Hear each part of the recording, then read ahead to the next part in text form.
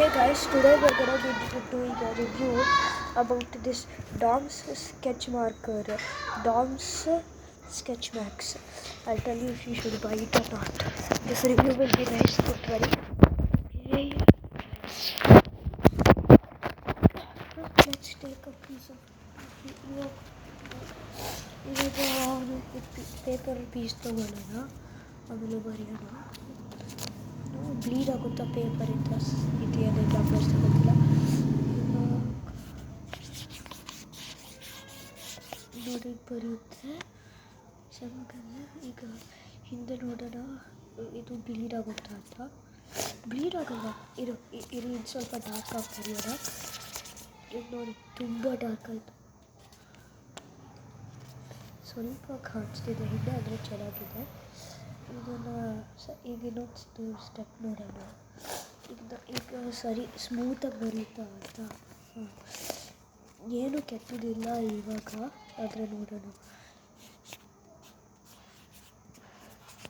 ನೋಡಿ ಎಷ್ಟು ನೀರು ಸ್ಮೂತಾಗಿ ಬರುತ್ತೆ.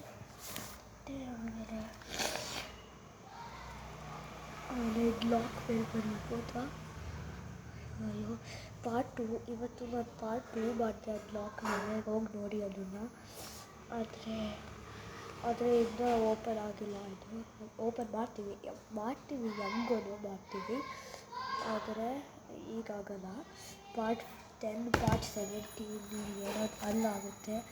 ಟೈಮ್ ನೋಡ್ತೀನಿ. 5:36. ಓಕೆ,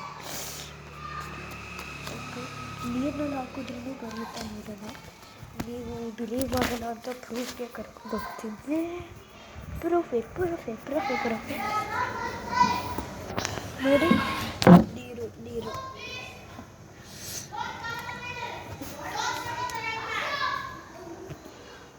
ಸರಿ ನೋಡಿ. ತೇವ ಆಯಿತು, ತೇವ ಈಗ ಬರೀ ನೋಡಿ ನಾವು ಬರೀತಾ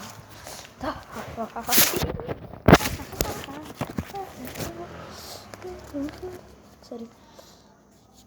ಅಯ್ಯೋ ಏನಪ್ಪ ಬರೆಯುತ್ತೆ ತೇವ ಆದ್ರೂ. ಸರಿ, ತುಂಬ ಚೆನ್ನಾಗಿದೆ. ಇದನ್ನು ತೆಗಿಯೋಣ ನೋಡಿ. ರೀಫಿಲ್ನ ಹೆಂಗೆ ಕಾಣಿಸುತ್ತೆ ನೋಡೋಣ. ಒಂದು ನಿಮಿಷ.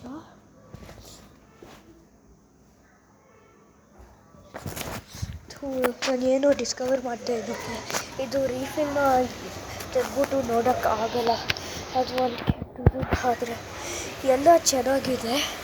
ಅದಕ್ಕೆ ಇದು ರಿವ್ಯೂನ ಎಂಡ್ ಮಾಡೋಣ, ಆಮೇಲೆ ಹೇಳ್ತೀನಿ ತೊಗೋಬೇಕಾ ತೊಗೋಬಾರ್ದು ಅಂತ. ಈಗ 3, 2, 1 ತೊಗೋಬೇಕಿದನ್ನ. ತುಂಬ ಚೆನ್ನಾಗಿದೆ. ಇದು ಗ್ರೀನ್ ಕಲರ್ ಅಷ್ಟೇ ಬರೋಲ್ಲ, ಬೇರೆ ಕಲರ್ಸೂ ಬರುತ್ತೆ. ಅಂದರೆ ನೀವಿಂದ ಮಕ್ಕಳೆಲ್ಲ ಗೊತ್ತು. ಸರಿ, ಬಾಯ್, ಸಬ್ಸ್ಕ್ರೈಬ್.